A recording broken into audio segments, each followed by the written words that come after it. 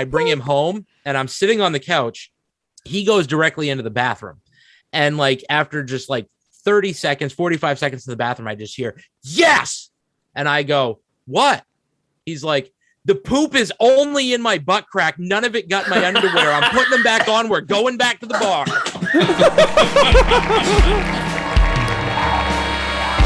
Welcome to the 96th episode of the Cast That Ends Creation. I'm your host, Chris Deering. This is the show where I interview bands and public figures from the Mathcore adjacent communities. If you beautiful people in chat have any questions or comments, feel free to drop them in. I'll try my best to read them aloud. If you'd like to sub for $5 to get some exclusive emails as well as access to all the interviews before they hit YouTube and streaming platforms. You can also sub for free by attaching your Amazon Prime account to your Twitch account. It's like taking $5 from Jeff Bezos' pocket and putting it into mine. If you're watching us on YouTube or listening to us in your car and have no idea what I'm talking about, the show is first recorded live on Twitch. Join us every Sunday and Wednesday at twitch.tv/the Cast That Ends Creation for the live cast. With all that out of the way, let me introduce our guest today who dropped their debut EP, A Self-Help Guide to Your Nervous Breakdown, yesterday. Welcome in 30 Seconds, Go! How's it going, guys? Oh, I was waiting for the scream. Yeah, I totally forgot it was coming, and as soon as he started, I was like, oh shit. I think he threw up a little bit in my mouth. It's going. So tell us who you are, what you do in the band. I guess we'll start with Bobby. Hi, I'm Bobby. I do the least amount of work in the entire band. I mostly do just a little bit of synth and some screaming and lyrics and vocals and do a lot of the marketing. Oh, I guess it's me. Yeah, sure. I don't know. Sure. I'm Dalton. I do most of the vocals, all of the lyrics, except for unless it's written by, like a guest or something like that. And yeah, that's what I do. I guess Caleb? I wrote the songs. Alrighty. He's not wrong. Yeah. Brandon? Well, which one? Oh, whichever. How about you? Okay. I am the newest member of 30 Seconds Go. I have done nothing yet, but I am going to contribute quite a bit. On the full length. Surprise! Muppet noises. We got a musician that knows what he's doing. Yeah, that makes one of us. That's definitely going to be the little clip I put up on Instagram. Yeah, that's everybody important. That's everyone important right there. Yeah, we don't need any more introductions. No, covered the whole band.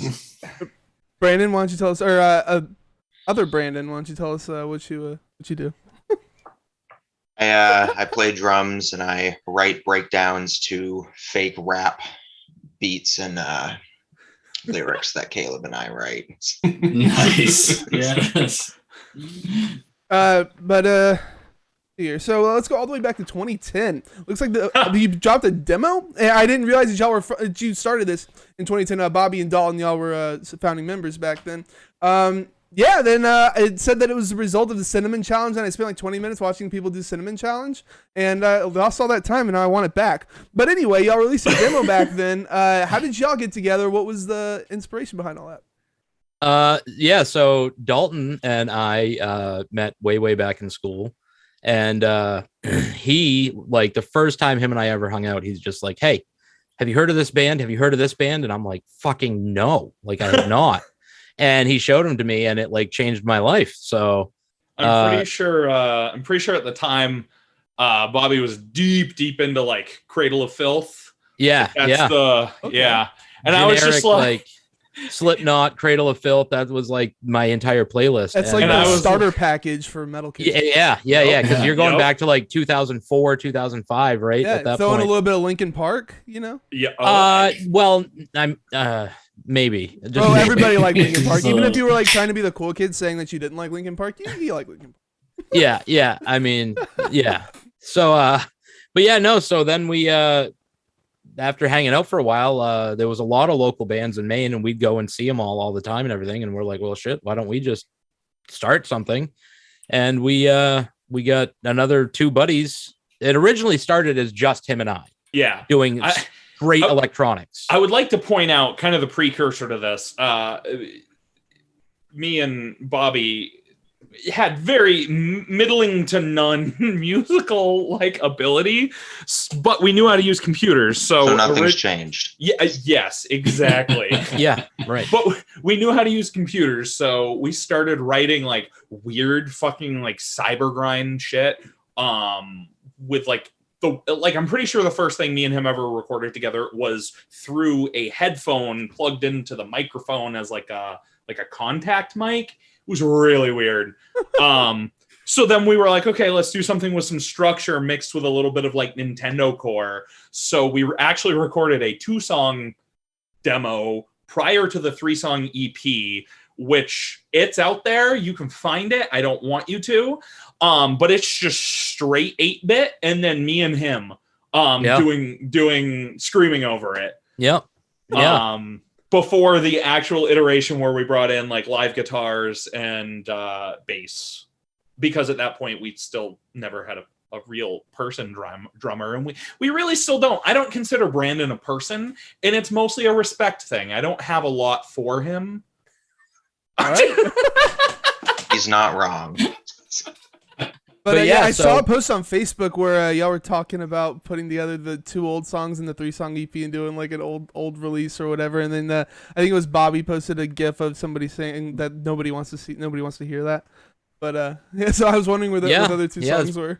Pretty accurate. That's yeah, 100% accurate.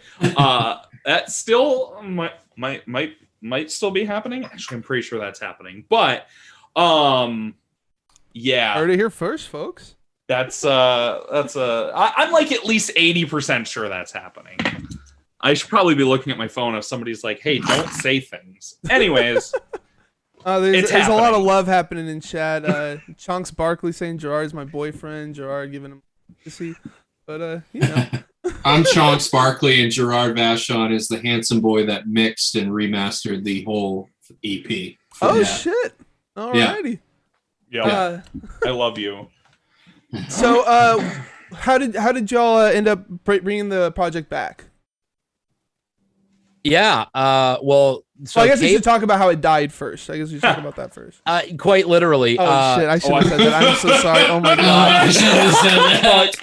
I shouldn't have said that. Oh no, it's cool. I mean, yeah. So it's cool. It's not cool. It's not cool. No. Us bringing it up cool. is fine, but yeah. So no, it was with the electronic stuff that we had. Our guitarist at the time back then, Smitty, he just wrote guitars to the electronic stuff, and Isaac went to school with us too, and he did bass and did the recording for the 2010 thing that's out and all of that. And after some time went by, Dalton decided that it was too chuggy for his likings. He didn't want to do just a chugcore band, so they found me, and it truly was. I'm sorry, but he went out. Everybody else kind of moved. Smitty went to Arizona, and Isaac went to California, and so nothing happened after like late 2010.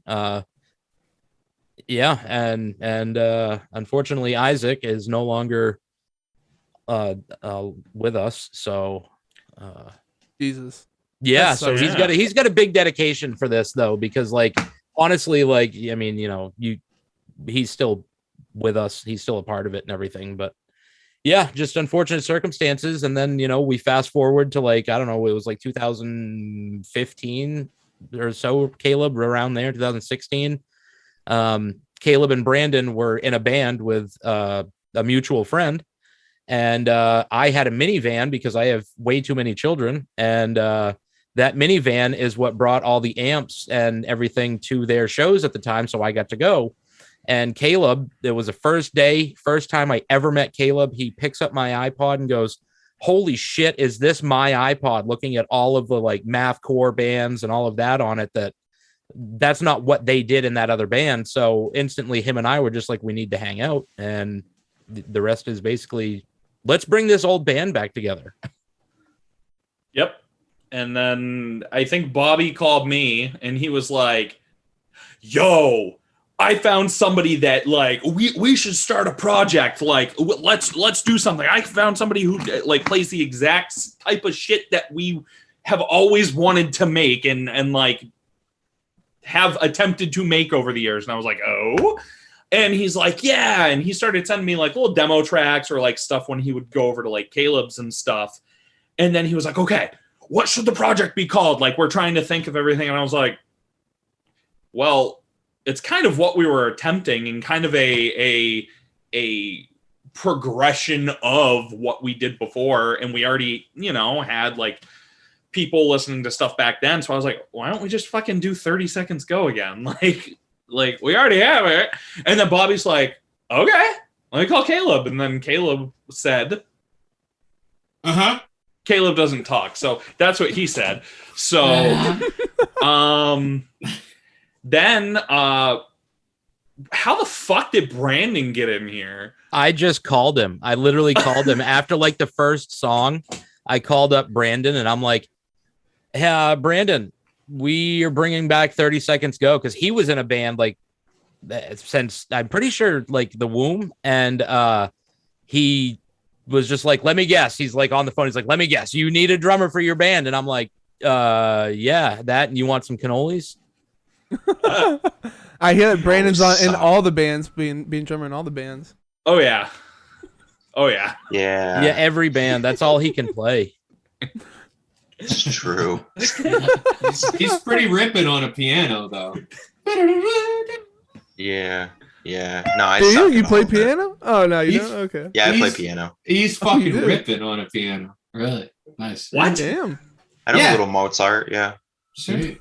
Jesus. Alrighty. Hey. Remember Yeah. that day, Dalton, that we were practicing back when it was Yumi, Isaac, and Smitty just found that piano in the back room where we practiced and started playing on it, and he was Yeah. amazing, and we had no Yeah. idea. Oh yeah, he's like, I was so fucking confused. Yeah. He's playing like boogie woogie and shit on this piano. I'm like, what is happening? Which, like, after knowing Smitty and stuff, it's just like, of course he fucking knows how to play boogie woogie on the piano. Like, Smitty is one of the greatest people. He literally would disappear for like 3 weeks at a time. You wouldn't hear from him, nothing. And then he'd just come out of the woodworks and be like, you got to check out this music video I made. And he like put himself into a Super Mario video game and like rapped on this beat and made a music video for it. And we're like, where have you been for the last 3 weeks? He's like, working on this song. It's great. So now y'all got a second guitarist, Brandon. How did Brandon get in here? My story is a little weird. I put a bass guitar on Facebook Marketplace for sale, and Caleb ended up hitting me up on there. And I knew him from working at the music center in Brunswick. And when I came down, his whole room was just full of amps. Oh yeah, his and collection's gear. insane. And it's just It's ridiculous.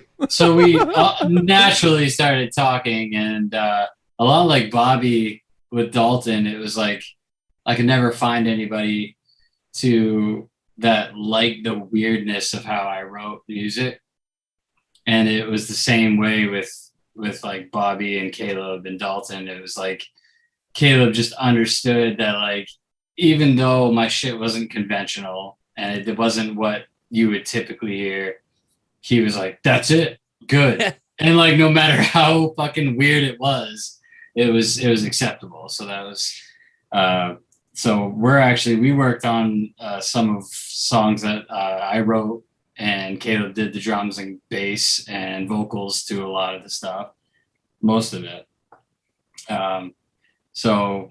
And then he approached me one day. He got on his knee and he looked at me and said, I just want you to be with us.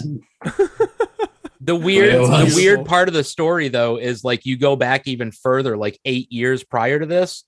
Brandon and I knew each other because we worked together. My first job, him and I worked together. So I knew him already. Like, we didn't like hang out, but like we'd see each other at work. We'd say hi, all this, that, and the other. And then Caleb's like, hey, you should come over. I want to talk to you about this or whatever. And I go over and he's like, you're going to know the sweetheart that's downstairs already. And by the way, he's our new guitarist. And I'm thinking in my head, this whole time, like, it took us 2 years for this EP to come out. And the whole time writing it and all of this, Caleb's like, I'm never going to find anybody that I want to play with me ever. And all of a sudden now there's somebody. So I'm like, okay, I go downstairs and it's Brandon, and I'm like, yeah, he's in. Yeah, definitely. Good. He was actually sitting in on a session while I was like recording some stuff. So that was cool. Like Bobby seemed to be motivated when he heard the shit that I wrote. And even more odd, it's like I was playing gigs when I was 17, 16, and Bobby was at shows before I even knew him. Yeah. And I think we were in the same circuit. Even with Brandon, I think, was at the same shows that I was at as a kid around here. And it's like star-crossed lovers, and now time's finally right. Yeah. Exactly. Well, also the state of Maine is this friggin' big. So if you're a musician, if you're fucking any good at all, you'll get found by somebody. Someone's gonna especially if you're a drummer. Holy sweet shit. Especially if you're a friggin' drummer. The only metal drummer in Maine, Brandon. Yeah, you're not wrong. So now, 2 years after bringing the project back, you guys finally dropped the CP. You've been teasing about it forever. We've had the album cover, I think, for 2 years now as well. And how does it feel to finally have this baby out? Yeah, friggin' pumped. Wicked excited. Yeah, we wanted it out so bad, and like everything that could go wrong in that span of time did. Everything. It was horrible. There was like, because over at Caleb's is where we write, we record, and all of that. And during the writing, like he had a massive like water pipe break and like had to literally like re-drywall, get everything out of that room.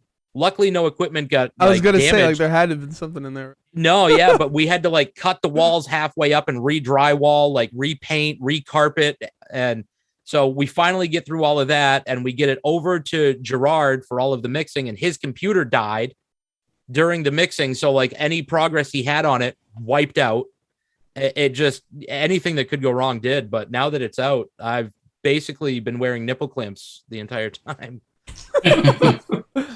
Looks like Caleb's wife is in the chat, and she says, "Sorry, that was my fault." Yeah, she caused the water. Oh my god. She caused the water. She caused the water. She did. No gear was ruined, which was fine. It was just a pain in the ass to haul it up. Everything.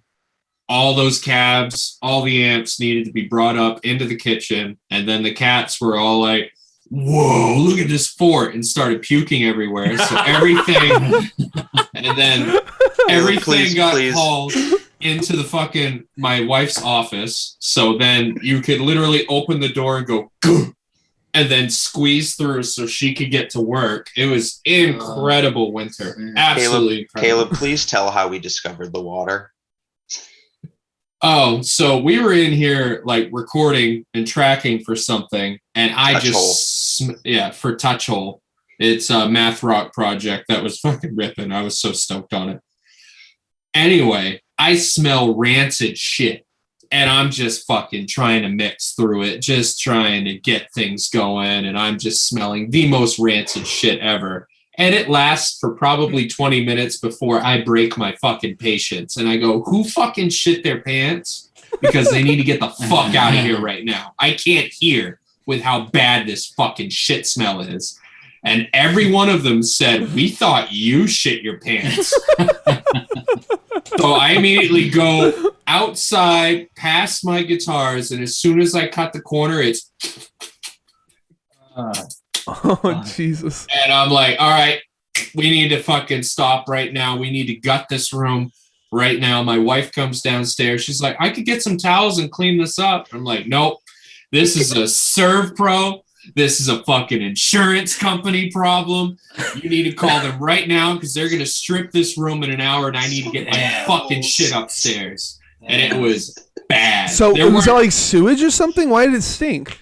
It was black water, but there wasn't my old turds from 6 months ago floating around in my jam room. It was basically we had. It was fresh turds from today. It was just a bit musky, bud. But it was fucking. It was fine. It was just water, but still, you can't get shit smell out of good carpet. So I had a tree fall. I lost power for 3 days. What the fuck? This is main shit. This is main shit. Stephen King cursed his house. Like all this shit happened. Yeah.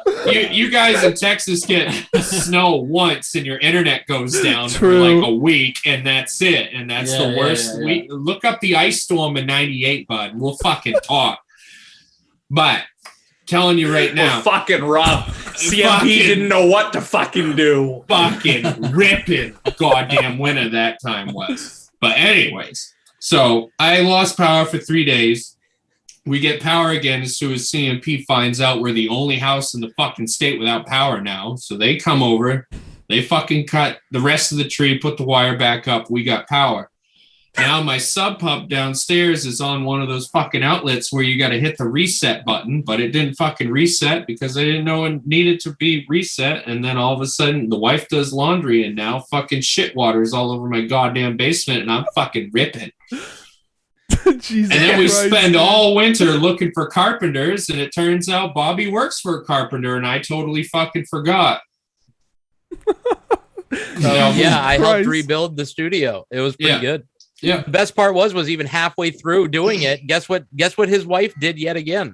Yeah, she did the laundry without the toilet being installed underneath, so all the shit water rose through the fucking bathroom. So now my basement flooded again. What the fuck, More dude? shit water. So when I say that So it flooded everything that 3 could go times, wrong- basically? Is that what you're saying? Twice. Okay, 2 okay, times. okay. Yeah. So far, knock on wood. Jesus Christ. So yeah, like I said, everything that could go wrong, it did. And then I sent after the basement was done, I sent all the stems to Gerard. So he was mixing. We were starting to get mixes back and everything was good. And then his computer shit the bed.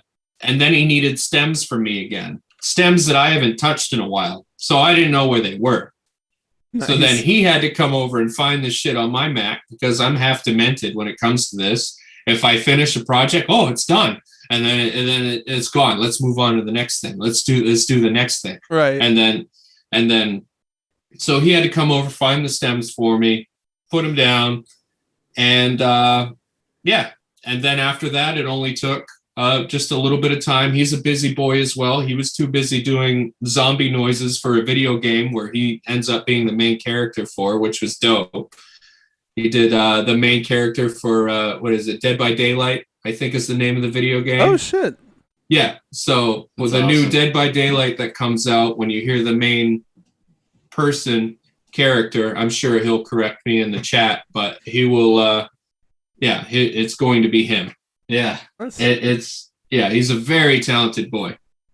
And we love him so much. I actually went to school with him like my whole life too, which is crazy. Yeah, like, states are small. I was gonna say you guys have known each other for forever. Yeah, we were in the same school system our whole life. Yeah, Chris Reed. We also got Nicholas Haas in the chat. Just wanted to shout him out. I actually went all the way back on y'all's Facebook page, and I see that he's commented on almost all of your old posts. So yeah, Dalton and I been went to following him school for a with while. him. We're really good friends with him.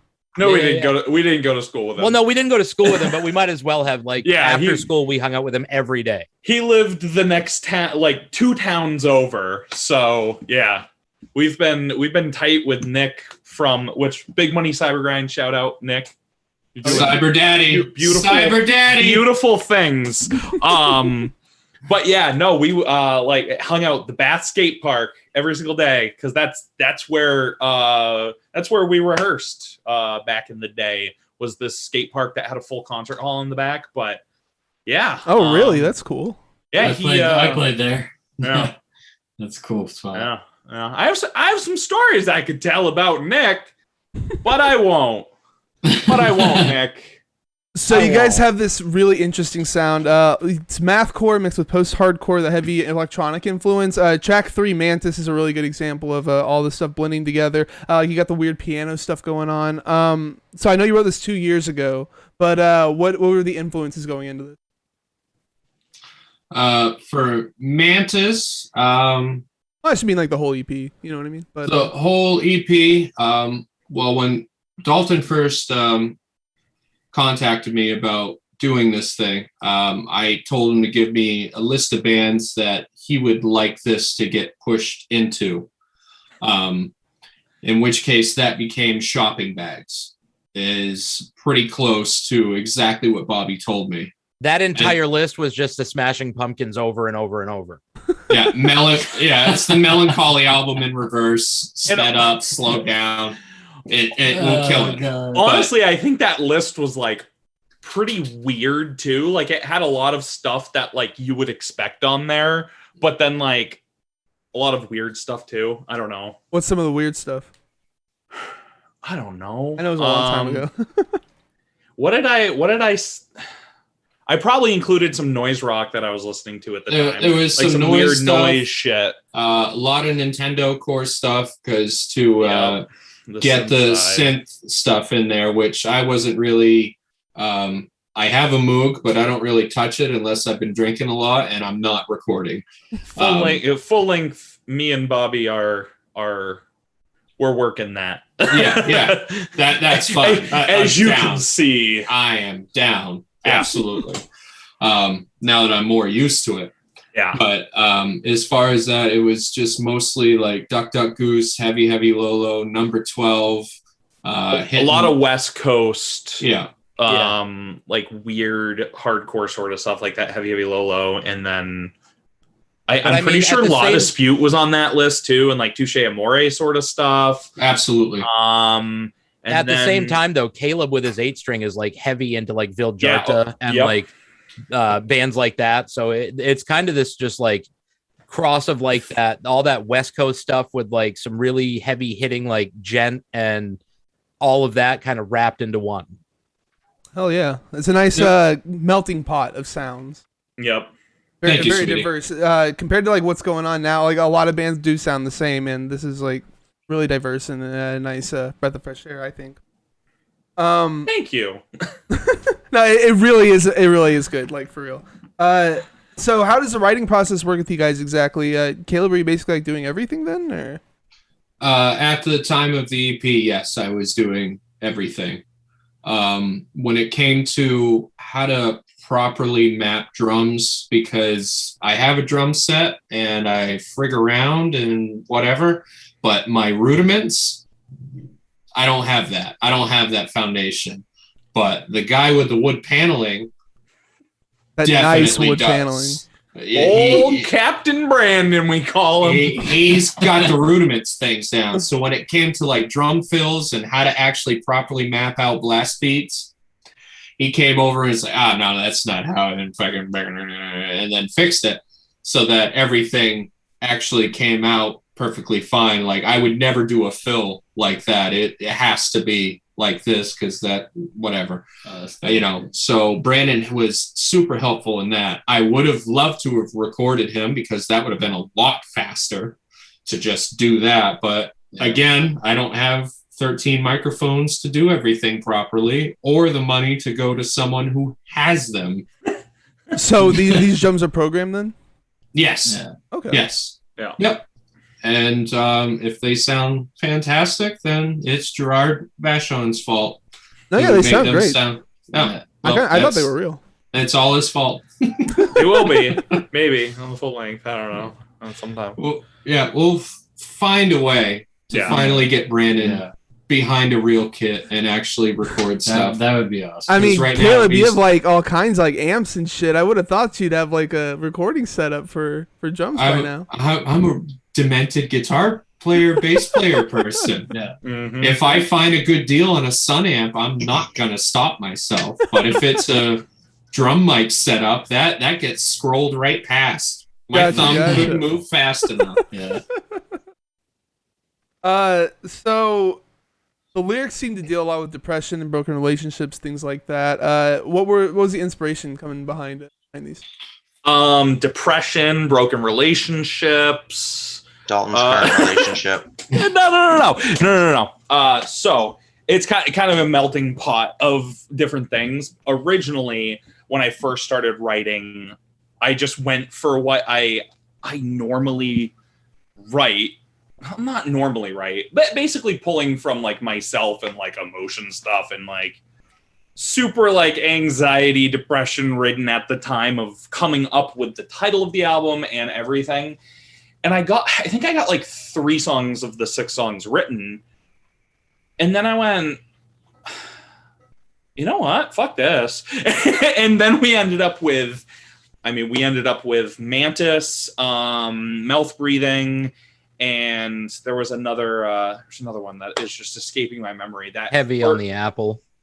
Oh yeah. Which were like start to finish like stories almost. With like a little bit of like metaphoricalness to it. So like I actually think it plays almost like the first 3 songs are with that theme of a self-help guide to your nervous breakdown, because that's how I was feeling at the time. And then the second half was kind of more of a going outside of my comfort zone for writing, which I wasn't sure how that was going to work, but I guess it worked good. No, I think they're good. I think they're great. Yeah. Thank you. So I think, what was the one, Robbie from Heavy Heavy Lolo? Thank you. Yes. I'd rather have a bottle in front of me than a bottomy. Yes. No, that those are was some Sean. nice pictures. Well aware that Is I that look one, like, Oh yeah, that's face? Sean. My bad. Yeah. Matador is with Robbie. Ed Right. Camper. Ed Kemper. There we go. I just need to talk really, like. Dalton, you look so good. I know. I'm sure I have other glasses around here I could throw on that would make it. Usually it's twirled, but anywaes. But yeah, Robbie's is really, really freaking good too. Like, holy crap, that God. guy is so good at writing lyrics. Jesus Christ, dude, it's just so good. I was gonna include a quote on here, but I didn't. But yeah, that shit's really. Speaking of guests, though, how did the recording process work out for you guys? Caleb, I know you re-recorded everything, correct?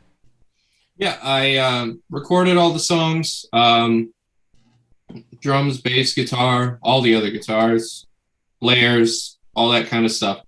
Would send it to them. There was only one song that I recorded before this project that didn't quite make the cut, which is fine. But, and just hammered it out. And once the discussion came up of artwork and we're going to do CDs, I immediately freaked out. I was like, my mixes are not good enough to be on a physical copy. Holy shit. I need somebody to help me to actually put this on a physical. So I hit up my buddy Gerard, who knows everything about everything better than I do, and talked to him about it. So he sent us a couple mixes, one for streaming and one for CD. So we're currently working on trying to get physical copies out there. But as far as the 3 demos that are out on our streaming services that have the old custom artwork for each song, those are my mixes. And then, of course, the mix that everyone else will hear on the actual EP is Gerard's mixes, but nothing was like re-recorded or anything. It was all the stems from the original project. Okay. I think your mixes are pretty good, man. So you guys had 2 guests on you, like we were talking about. We got Robbie Smith from Heavy Heavy Lolo and Sean Richard of Arsonist Get All the Girls. How did y'all hook up with them? Yeah, so that's a good one.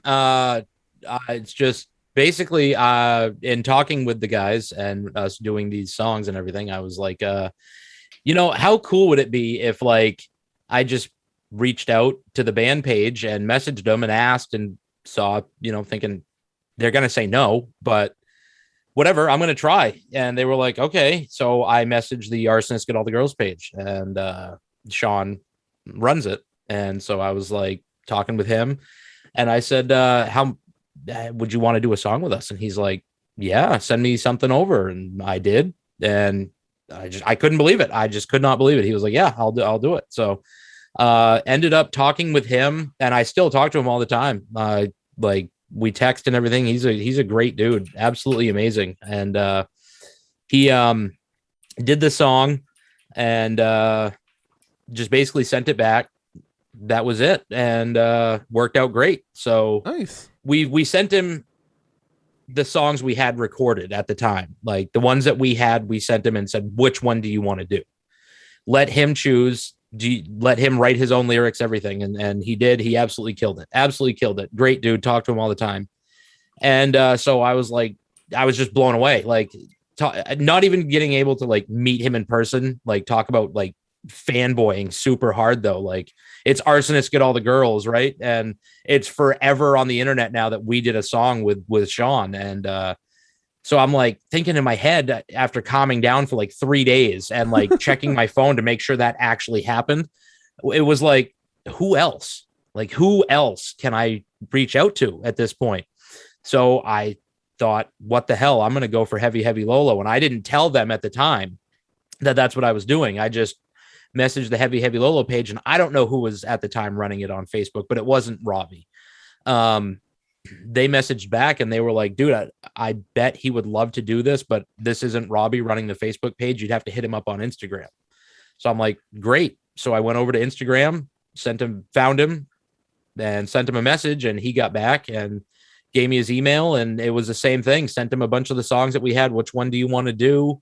And he picked one, and yeah, Nice. he went over to the Panda Studios where they recorded a lot of the Heavy Heavy Lolo stuff, and they did the Mathcore Index Fest recording and all of that. Sam Pura. Sam Pura, yeah. And he recorded his part with him. Sean's got his own studio like we do at his place there or whatever. So it took him a while because it was like right at the beginning of 2020, and California, where he was at the time, obviously was hit really hard. So that took the better part of like almost 6 months of getting anything back from him, but we never lost contact. And now he's moved a lot closer to us in New England, and Caleb and I get to actually go down and meet Robbie and hang out with him for the day. And yeah, he's just amazing. Everything Robbie does is awesome. So it's just a story of just reach out and see what they say, because I always grew up with the motto of the worst thing they're going to say is no. Okay, great. Right. So yeah, I just reached out and they both said yes. I couldn't believe it. So Nice. now for the full length, it's like, who the hell else can we get? Who do I message now? Like, I know this one band, that the Sound That Ends Creation. Yeah. They're all right, but okay, yeah. You should see if Brandon will do drums for him. Yeah. You should. Yeah. Oh, yeah, you no, are ready I to bet throw he another would. project on top of what you're doing? I bet he would. Brandon's got them gravity blasts down. I'm telling you. That would be sick, man. That would be sick. I'm not gonna lie. I'm kind of thinking about trying to get like live members, stuff like that. But yeah, I would totally be down to be on a 30 Seconds Go track, 100%. Yeah, no, you don't have a choice. You're gonna be on one. You don't have a choice. Yeah, Okay. you've been recorded saying that, by the way. So Yeah. Hey, I'm down. I'm down 100%. So we gotta talk about the artwork. Your artwork is really badass. We got it up on this now. A little scuffed, but it's okay. Your artwork looks awesome though. Who'd you get to do the artwork? Corey Swope from Zombie Shark. Oh, really? Okay.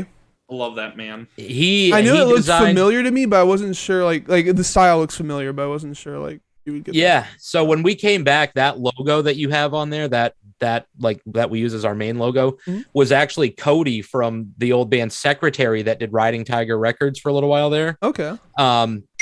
I started talking to all of them, the Secretary guys, and he did that logo for us.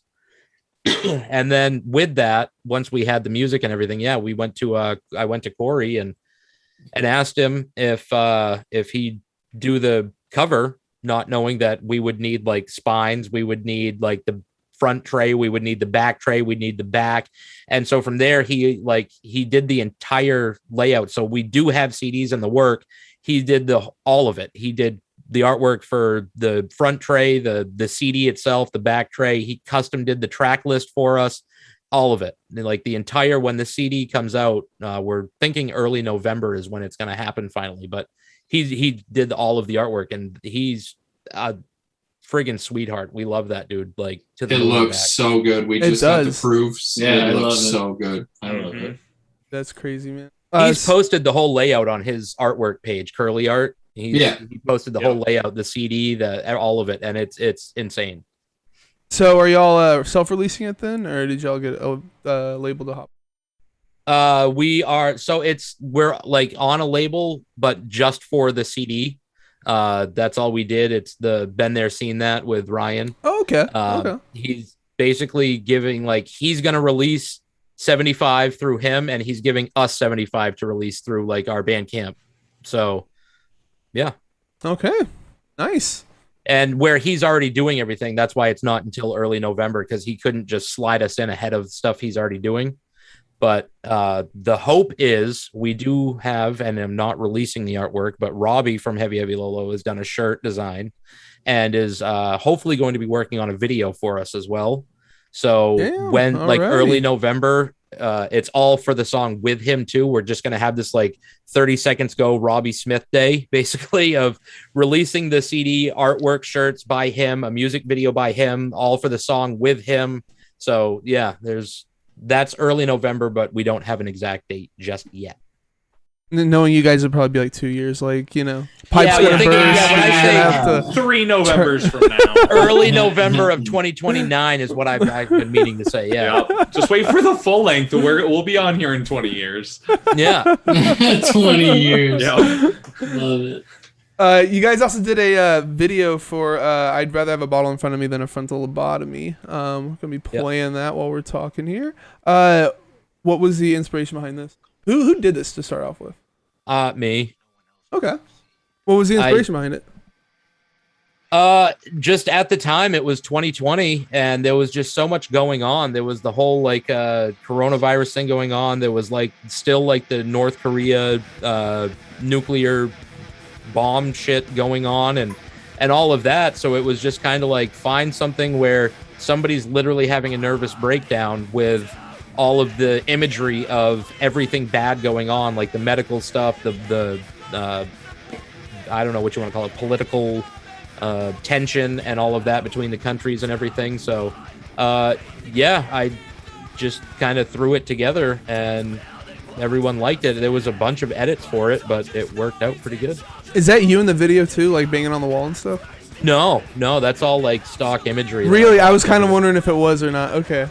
Yeah, I bought like I don't even remember the program, but I got the program. I found all the stock imagery and video and all of that, and just threw it all together with all the little effects on it and everything, and that was it. Bobby does appear, however, in the unofficial music video for Heavy Heavy Lolo's Trot Line beer can that we made in high school. That's on YouTube. Oh shit! Wow.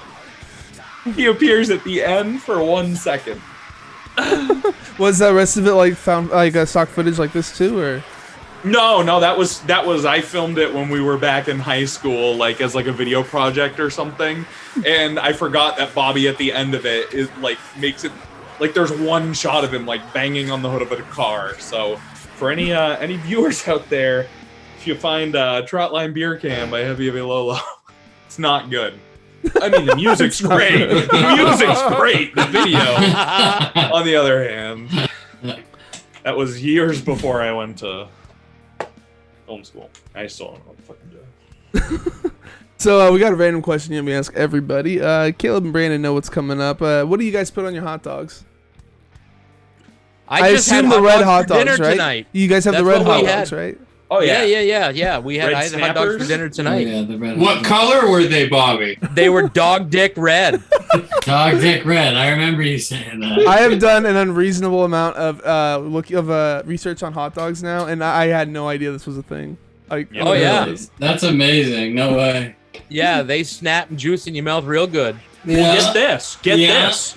So I moved to Michigan, so that makes this whole band thing a nightmare because I like record here and then send it to Caleb, or I fly out there and record. But anyways, when I moved out to Michigan, this is about hot dogs, not the fucking band. So I get out here and I'm like trying to find hot dog buns that I think are normal, which are the top sliced ones. You know, that fucking in the sides are like normal bread. It's not like crust. They're top sliced fucking. Yeah, you find them every once in a while. Like, they're the weird hot dog buns. Yeah, it's a fucking New England thing. Up It's a here, New England. that's all we have is the Frank. We call them They are Frankfurter not buns. weird. They're the right fucking thing. Who the fuck Right, wants a thank you. ballpark Frank hot dog bun? Frank. And you can't even stand up. It tilts over one side. The other one's you just put the dog in. Yeah, we're eating a hot dog, not a fucking Philly cheesesteak. Get the fucking shit straight. Holy fuck.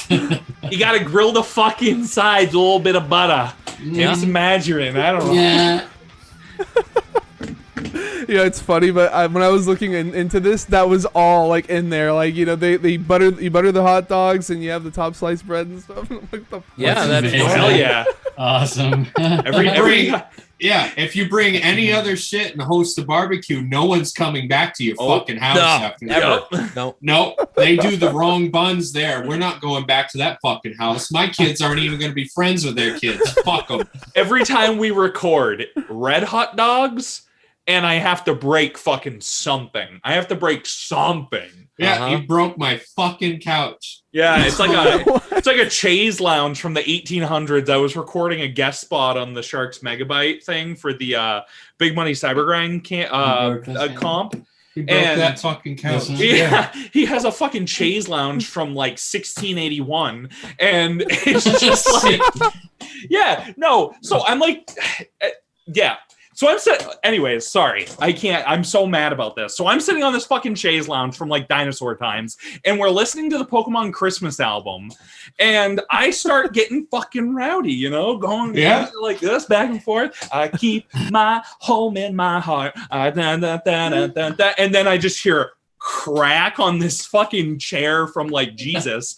And it was like, He's fucking holding where it broke and like squeezing it back together. just going, I'm sitting next to him and he's going, "Oh, I'm bringing Santa, Pikachu this Christmas. Come on, Caleb, sing along." Oh, I didn't mean to. I'm I sorry. was drunk as fuck. I didn't mean to. So I'm pretty sure there's a video clip of me on the floor crying. Like, this is the stuff we should have sent him. Crying, laughing, like half shirtless, like just singing Pokemon. Yeah. No. Not only is it doesn't need to be out there on video because that sample is planned to be the first sample that you hear on the album. Yeah. Oh my God, I was not aware of this. Yeah, surprise. Yeah. Surprise. No, So, Chris, to answer your question, relish spicy brown mustard and celery salt. Mustard a little tiny bit though, and ketchup Yeah, ketchup and onions. I gotta have fucking onions. Yeah, I'll do mustard, ketchup. I might even throw mayonnaise on there. Ooh, getting little spicy. crazy, yeah. Oh, weird. Yeah, get all the weird, dude. I'm all about it. fucking Brandon. Brandon, what do you put on your fucking Just hot dog? fucking ketchup and eat it. And eat it. Fuck. Reese's peanut butter cups. Wash it all down with a Reese's nice peanut glass butter. of Chagget milk. Brandon only eats chicken tenders and chocolate milk. That's it. Yes. This is true. We Nice. dive deep into Brandon's eating habits on the Sterling Yeah, it's episode. great. Oh, Yeah, any restaurant you go to, look at the kids menu. That's what Brandon's getting, Yeah. and it has nothing to do with the cost. I'm Oh my really God. excited. I'm really excited for when I take my daughter out to eat in the future, and she's like, "I'll have the chicky tendies," and I'll be like, "Make that too." And then- Yeah. Nice. So I got this question from Austin Weber, and I'm going to start adding this in as questions I ask everybody now. If your band was a drug, what drug would it be? Toothpaste. Yeah. Okay. toothpaste, aka meth. No, toothpaste. I've Probably got just sauce. Just taking Colgate and just, going to town on that. Oh my God, I don't know. And for maybe Just a, a I'd say Augusta Maine maybe- heroin. yeah. Maybe Maybe a little bath salts. Okay. Mine would be I- probably like ADHD medication or like, yeah, ADHD medication. Does That's that a calm drug. you down? Well, if you have ADHD, I think I it guess calms we you down, need but it. the other I way. think the I band guess it makes you needs more it. You would focused. Yeah. need it. Yeah. Yeah. I would say weed and 20 years after 5 concussions. Okay. Okay. All right. So looks like you guys had a Patreon. I mean, I don't think people can donate to it anymore, but you did at one point. Whatever happened with that? We have Patreon. Yeah. So I'd kind of talked with Caleb a little bit about the idea of like, we have all of these songs we're writing, and there's so much like from like the 2010 era and everything. There's songs that aren't out, that have never seen the light of day. And I was like, okay, what if we like take little clips and release that and like early access stuff and things like that. But I don't know. I just kind of fell off of it. Like, shit happens. I have 3 kids, so going over to Caleb's place to go to the studio all the time, like, isn't always an option, even if we plan it out. So, yeah, maybe it'll come back in the future. Who knows? But like, yeah, it's just one of those ideas that came up, and we started it, and then just decided, no, probably not right now. Okay. So no plans to bring it back then. Not at the moment, but I mean, if more things happen, potentially, yeah. Because like the part of the idea behind it too was the guest spots we have weren't free. Like when we started out, like we didn't know each other, and obviously we're not expecting it to be free going into it. I expected like, because the Cameo app and all of that is out. I thought like, Sean and Robbie were going to be like, oh yeah, dude, $400 and I'll throw like 3 lines on there for you. It'll be great. Which wasn't the case. I mean, it was like 75, but for both of them each. And so the idea partially behind the Patreon was like, Arsonist hasn't put out music since like 2013. And obviously they're not now anymore anyway, but actually on their Facebook, I looked at it today. They mentioned something about a new record coming. Yeah, that was like a year and a half ago, and that's not happening anymore. Yeah. But yeah, they do the Westcliff stuff now, and they've got a band in the works that they're working on, but that's for that's for him to talk about. But so I'm thinking like we're getting him, and like Heavy Lolo hasn't put out anything in a long time. Back then, of course, with Bonecutter out now, but this was pre Bonecutter. Like in talking with Robbie, I had gotten like the demos that they recorded of Bonecutter and toying with the idea of should this be Heavy Lolo or should this be something different we talked about. But so at the time it was like, we're getting these artists that have a huge following, like, Arsonist and Heavy Lolo and all them. Who else can we get? Like, it's not free. So with the Patreon, we could take the Patreon like money and reach out to whoever else and see who the hell else we can get. But then it took 2 years.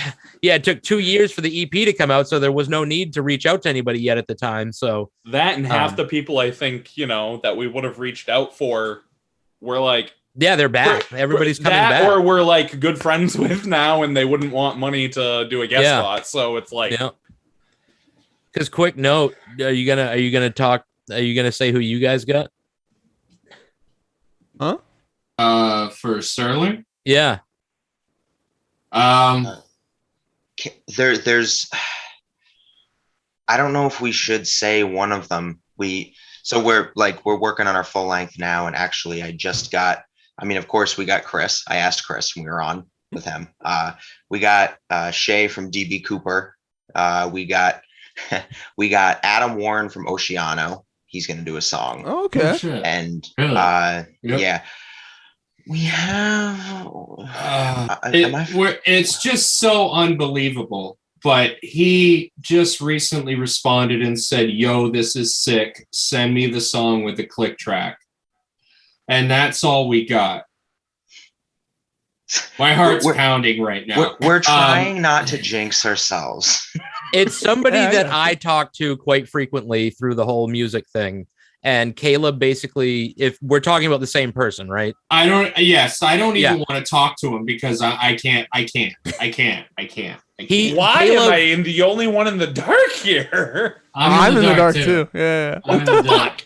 So I've been talking to Mike Cadner from the number 12 and Silent Pendulum Records and asked if he would do a drum track because they have a song from the Twilight Zone, because that's what Sterling does. Like the number 12 looks just like you. So they wanted somebody from the number 12 looks like you on there. And I've been talking to Mike Cadner these whole 2 years about stuff and everything. So I reached out to him, and I hope that he's going to be on a Sterling track for the number 12 Looks Just Like You. So it can be featuring Mike Cadner of the number 12 Looks Like You. Is the, That'd be the play fucking behind sick.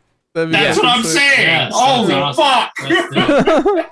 So That's it. yeah, again, that's to bleed that back all together or whatever. Like that's what the idea for the Patreon was who can we get so that you can hear at least maybe one more thing from them if they never come back, right? Like we didn't at the time, and they didn't know, like Robbie didn't know that Bone Cutter, when we first started talking, was going to come out. So it was like, okay, there's one more song with Robbie. Like you can hear something in 2020, but that didn't happen. 2021 with Robbie and hear him doing vocals again. And Sean Richmond, it's been, 7 years since these bands have done anything. How cool would it be to hear one more song? Obviously the number 12 is still around, so that's not particularly like something we're going to hear more from him, but Right. Who else could we get? And so it's been a really cool experience to be able to talk to these people and hang out with them and meet them and all of this and to hear something, because Sean does scream in Westcliff's, his new project, but it's not quite like the Arsonist. Like when you hear Arsonist Get All the Girls and their screams, you're like, oh yeah, that's Arsonist Get All the Girls, right? And so yeah, it was just kind of a concept of, okay, we only want like $1 monthly subscription. If enough people do it, we'd have enough to who else can we get, right? Right, So, right. Oh, that's a good idea. I like it. We could bring it back. I mean, it could always be brought back. I have the login info and everything, but it's just is the want there? And like, you could vote. Who should we try and get? Like, suggest somebody to us. I'll reach out. Yeah, I feel like you could do a lot of different things with a Patreon. And it doesn't have to be just vocalists. Like it could literally be anybody. Yeah. So I went through your entire Facebook page, like I said before, and I know y'all did shows back in 2010, but I know all this shit's been going on for you guys now, with COVID and all that stuff happening. But do y'all plan on playing shows? Because I know Dalton's out in like Michigan or whatever, right? So that's not really that big a deal though for him to be out in Michigan. Like the short answer is yes, eventually. However, with the EP where Caleb did so much by himself, he can't play two guitars and a bass at the same time. He can't we would have to go and look at like the in-ear monitor route, and that's a whole story. But the full length now with new Brandon, Nude Brandon? Yeah, nude Brandon. Nude Brandon, yes. Nude Tane. Okay. Eventually we will look at playing shows. Yeah, once we have stuff written for the full length, and that's going to be more playable live. Yes, absolutely. okay, so full length comes out, then y'all be playing shows. Yeah. Okay. Any plans for when y'all would have something like that together? Like, are you thinking about next year or whatever? If we say next year, that means 3 years. So, so say next month, and hopefully that's the year. Right. All the work that has been done into the full length has just been in acquiring more gear. The only thing that I know for sure is that the full length will start with a timpani. Okay. I thought it was going to start with that sound clip. It will. When Dalton after the timpani. Oh, okay. Timpani and then the sound clip. Gotcha. Yeah, there's a timpani in my bathroom, so we're gonna. Of course there is. Yeah, of course there is. Yeah, literally. Yeah. So there's we're gonna hook up a tuner to the timpani and then hit it until we find the actual note on a guitar of what it would be, and then we'll put a piece of wood under the pedal. So when we go up to it, Brandon's gonna play the timpani because he's got the rudiments down. Rudiment man. Yeah, Rudiment man. Yeah, that's me. So it'll be because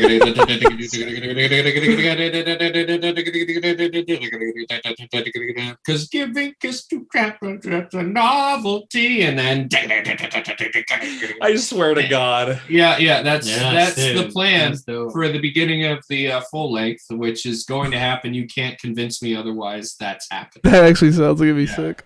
There's also going to be a classical / lounge break in one of the songs. Oh, Sure. absolutely. Keep I it. will be, Oh yeah, Whatever you want. jazz break. Oh yeah.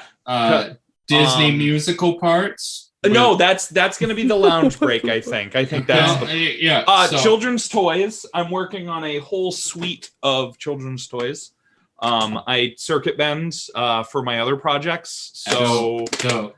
we've got a whole bunch of fun synths, all that good stuff. Yeah. All that's going to be used. The full length's going to be fucking weird. Holy shit. Y'all better I'm film not- a lot of like behind the scenes stuff because this stuff sounds like it'd be great for like video. I'll We'll do it. release it on the I'll do it. Patreon. Dude, Yeah, I'll there you do go. it. There you go. While we're in here, I'll do that shit. Yeah, I'll record us. Yep. But also, like, I'm down to work like super hard. I'll work every morning before work. Like, I'm gonna write shit every day. That's why we So got I'm it. hoping Yeah. it's not gonna be blows 3 my years. mind. What blows my mind about adding Brandon on second guitars is like I'm used to Caleb, I'm used to Brandon on drums, I'm used to Dalton, then myself, where we're all just like I'll get the synth out because I've got like a MIDI synth that I use, and I'm like, oh my god, this fits perfectly. And I go to Caleb, and he's like, dude, check this out, I wrote this, and like he'll play it because he has it recorded, and that's how he shows you. But when I went over and saw Brandon Casper writing stuff for his project, he's actually writing the notes in a fucking notebook so he can go back and see and be like, Jesus. oh, that's what I played. Like he's got a notebook where he's actually writing music. And I'm like so used to everybody else where we're just like, I ate steak for breakfast and I wrote a song on my guitar after and spilled my beer on my pants. And it's He's like not- now. Yeah, he's not even writing in tab form. There's fucking actual music notes, like That's a real crazy. adult. Like a real adult. Like an adult. I love it. It's incredible. So we got one guy fucking breaking kids' toys, and then we've got an adult here actually writing scores. Yes. That's awesome. Yeah. So you guys have played shows before, all of y'all in like a bunch of different projects and such. What are some of the best shows?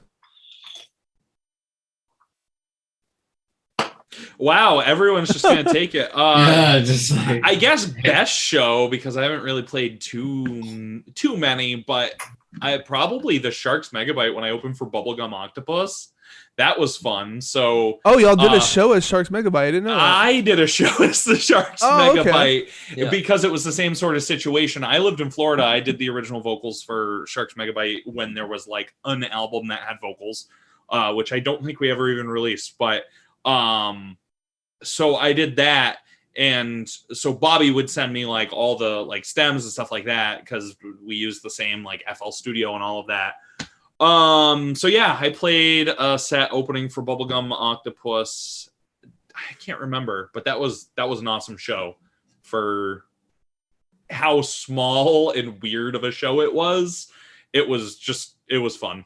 So what'd you do? You did like vocals over a backing track then? Yeah, so I do a lot of, and I didn't do any on this album because of the weird writing process of me being in Michigan, but I do a lot of vocal processing through like Chaos pads, pedals, stuff like that, for like weird effects and stuff. So that's mostly what I did for the Sharks Megabyte. So I had the ability to like do very basic things, just like stutters and stuff like that.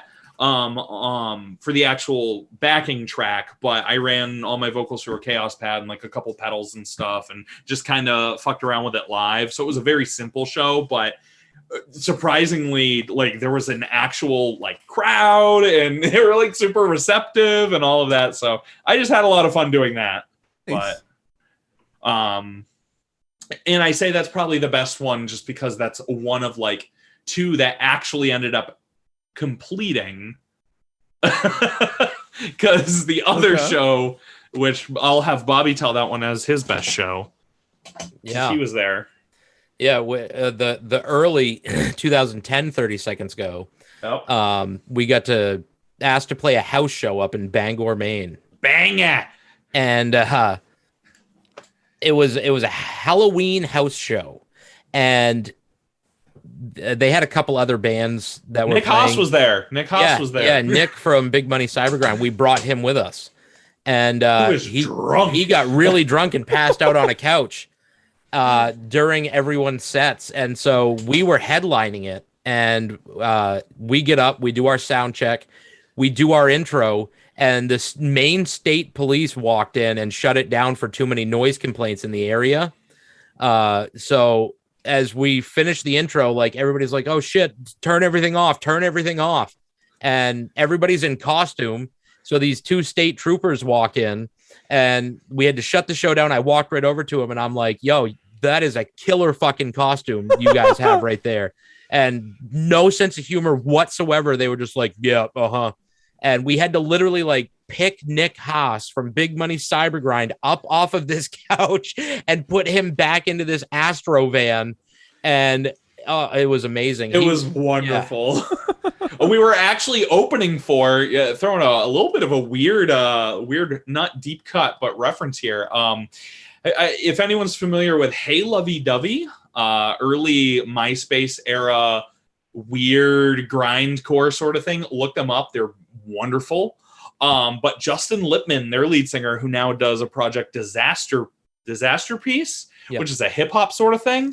But his band at the time, Call It Old Fashioned, was opening for us. So yeah, go listen to his projects because he's a nice boy.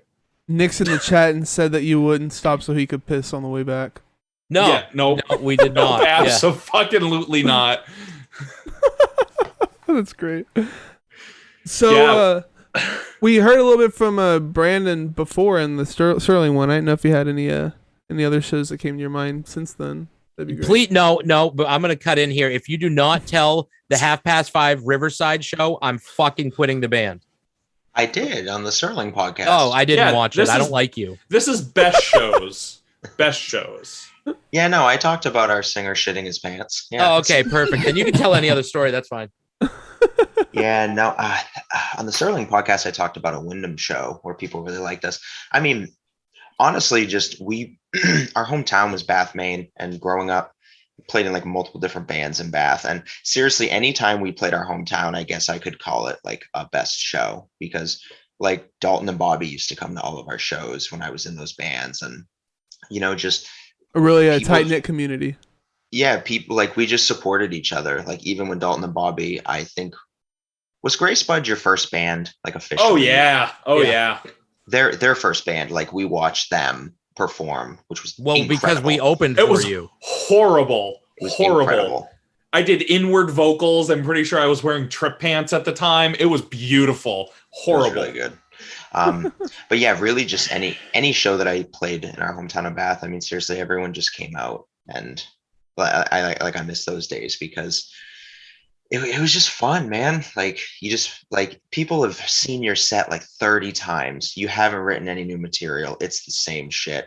And your best friends were still moshing and going nuts to you. It's like you can't.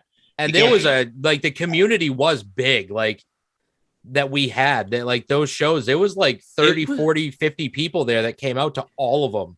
And it was weird. Awesome. Like you had people that would come out to the shows because there was like two venues. There was the Bath Skate Park where you could not mosh or move whatsoever. And then there was the Knights of Columbus Hall who just turned a blind eye to anything that was happening until somebody kicked in the door or something. So you would have people coming out to these shows who would never you would never see them at any other sort of show unless it was like a hometown sort of show. It was the kid who is like all about football and he's had like 900 concussions, so he's just like, hey Bobby, you still got those diabetes, man? Like that kid. Or like my sister who was a fucking cheerleader, like the weird kid. Like I was the weird kid, so I was there, but like all of these people just coming together because that's the thing that's happening in town. But it was so fucking cool because you would have like touring bands and shit who you would never see these people caught dead listening to this or at those shows. So it was just cool seeing everyone there. That's awesome, man. Caleb, I know we talked about a lot of the stuff on the Sterling podcast, but did you have any other shows that were awesome for you? As far as shows that were awesome, mostly just playing with like local legends that and just following them around that were fantastic. I played so many shows with Cambiata and things of that nature. Last Chance to Reason. I mean, I've played countless shows with them. Like there's one Last Chance to Reason show that I played that was in a garage in Woolwich, Maine, that I'm pretty sure they cleaned out a week before the show, and the rafters were cracking above the show because all the shit, the engine blocks, the car frames, all that stuff, I guarantee they stored in the attic. So You all played that that weight, show? I played, yeah. The garage in Woolwich, Maine, where it was all cement. The only way that venue sounded good is when people were packed in it. My band opened that show. Was that Isaac? And then it was the If in Life played that show. And then it was Last Chance to Reason with Bob as the vocalist. Not Where the fuck was I? If Bobby, if you were Isaac's? at that show, I would not be surprised because it was the If in Life, Last Chance to Reason, my old band, Eyes Like Fire, and then I forget the band that was after us. Of course, we opened because we're an emo screamo band at a fucking metal show in Maine. So Is that the show that Within the Ruins played? No, I played that show. No. Okay, This was all right. No, it's Woolwich. different than No. Okay. No. Tim Feidler's birthday party. Yeah. So That was really fun. But that show was rad, but it was incredibly dangerous looking at the rafters up top that looked like they were cracking because they took all the garbage and threw it upstairs. But it was a really, really, really, really, really good show when Last Chance played. But That's sick. yeah. But, So other Brandon, you play shows? Yeah, I played quite a few. I think as far as metal goes, I was in a band called Don't Tell Coach, and we opened up for Last Chance to Reason in the station. And I think that was probably the coolest time. You were in Don't Tell Coach? Yeah, it was. Yeah. So I played a few things. I was in a couple of, like pop rock bands too. We Play a little bit like, of this, a little bit of that. Yeah, a lot of different types of things. Yeah. Okay. Yeah. So what about worst shows? Yeah. I'll Dalton, start you off wanna- with that. Oh, okay, start let me off with let me start off with that one. It would be one of my childhood friends in his garage in front of like 4 guys, and that was it. And we fucking tried to play. We had to play our whole set like it was packed. Like fuck it, like let's do it. We're gonna be professional. But there was like 4 dudes like the whole show. It was a little Worst awkward. like in a neighborhood down in like a little packed thing with like 4 guys, and that's it. And yeah, that was terrible. Yeah. Dalton, you got a worst show? Oh yeah, absolutely. It's gonna be the same one as mine. Yeah, too. it's gonna be the same as Bobby's.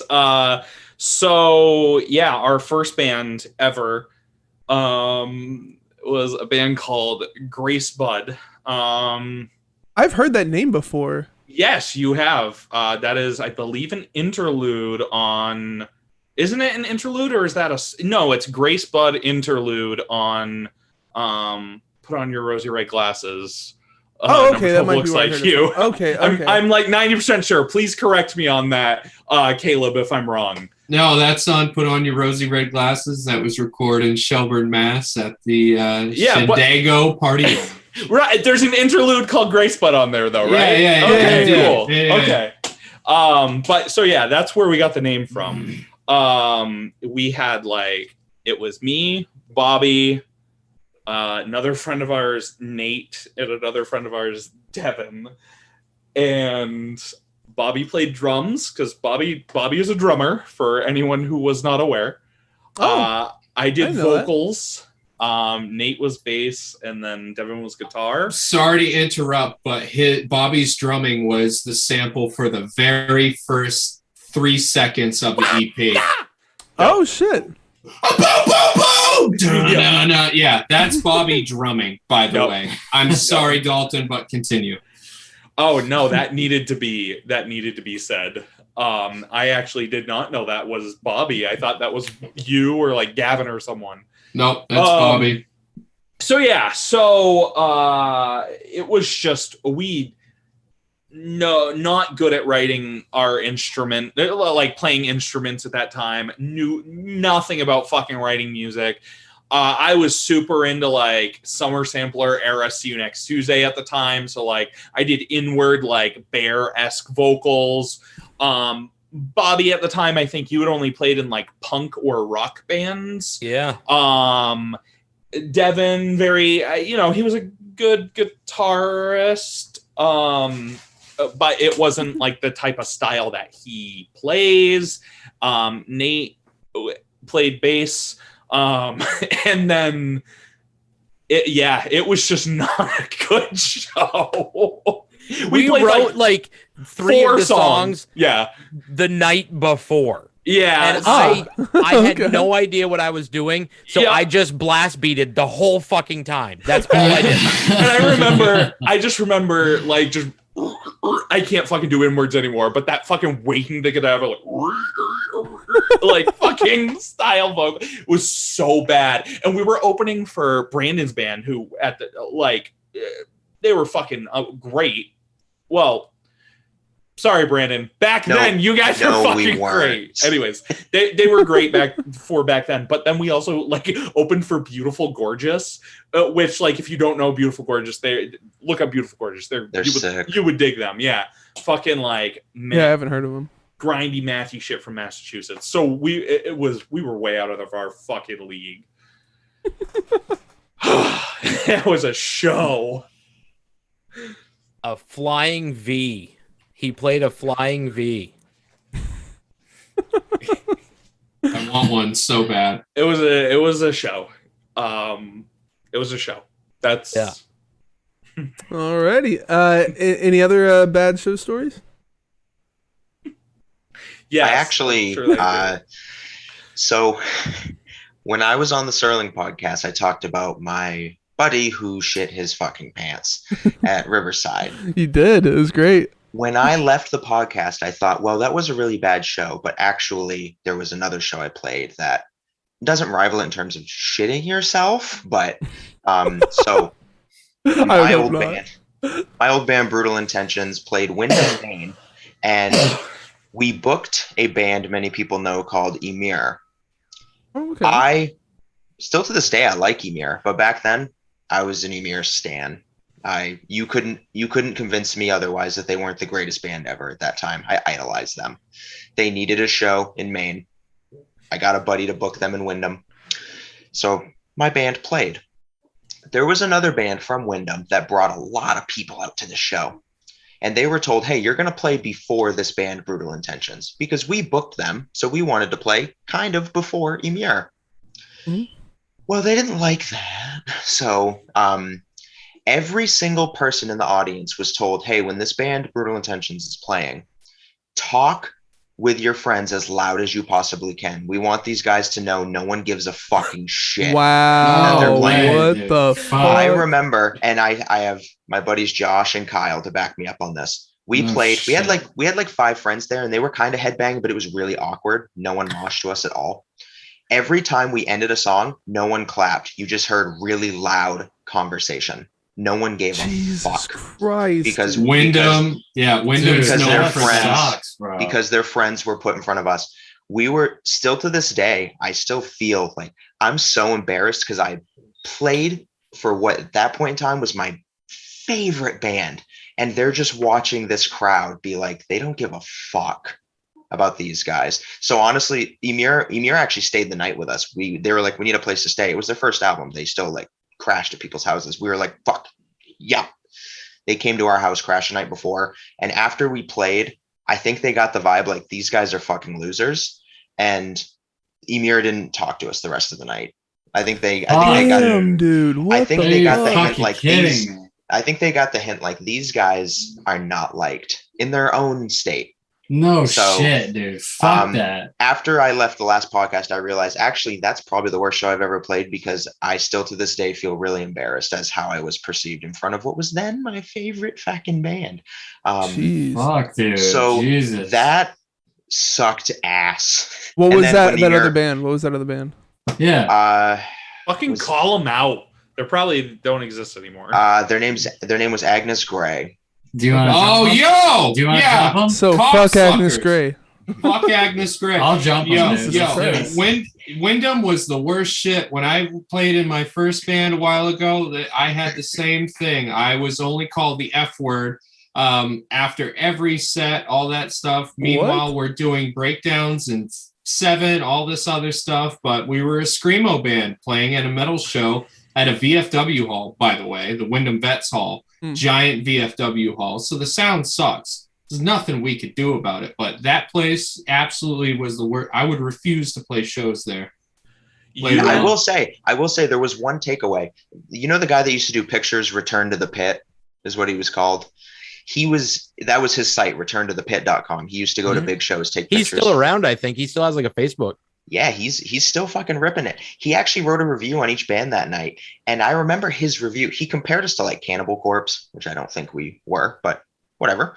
But he actually said, like, I wanted these guys to play more. I actually liked them, even though the crowd seemed to very much hate them. So I was like, well, at least that guy who gets in free every show because he takes pictures of big bands, like he's very well known. I'm like, at least that guy liked us. So that was the only takeaway from that show because I was utterly embarrassed after that. And the hardcore kids there made it a point to come over to us and crowd kill us because we were the fucking losers at that show to them. God, So And nothing's that- changed that- since. And Nothing's changed. but that was Nothing's probably actually the worst show I've ever played. So a Fuck, quick dude. I'll give a quick part two to finish off your story, Brandon, from when you did the Serling podcast on here, because I was at the show that your vocalist shit his pants, and I'm the one that brought him home.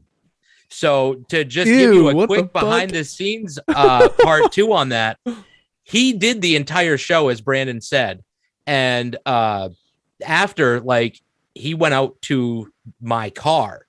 And I go out with him while the rest of everybody in the band is breaking their stuff down, getting it off stage. And this lady comes over to him and is like, yo, you guys are really good. And he just goes, hey, thanks. I shit my pants. And the lady just goes, okay. And walks on. So we get in the car and I bring him home and I'm sitting on the couch. He goes directly into the bathroom. And like after just like 30 seconds, 45 seconds in the bathroom, I just hear, yes. And I go, what? He's like, the poop is only in my butt crack. None of it got in my underwear. I'm putting them back on. We're going back to the bar. I was gonna ask how the car ride would have gone because, That's like, obviously the amazing. smell, but I'd be worried about that shit, like getting on like the seat and stuff. Oh, no, dude. I've been friends with him for so long as well. Like, yeah. Oh, you no, shit on that your was seats just- before then? Okay. Pretty much. Might as well have. Yeah. Like, that's just, yeah. So, yeah, there's the continuation of that story for you. It's pretty good. That's fantastic. That's awesome. I quit the band just before that show because we were practicing in the worst bed bug fucking basement I've ever jammed in ever. Absolutely. Yeah, I quit the band for that. So I never got to play that show. My biggest regret in music was not playing that show. Yeah. So there's probably no way to top those other stories, but is there any like really weird ones? Fuck. So, yeah, there's a really good story.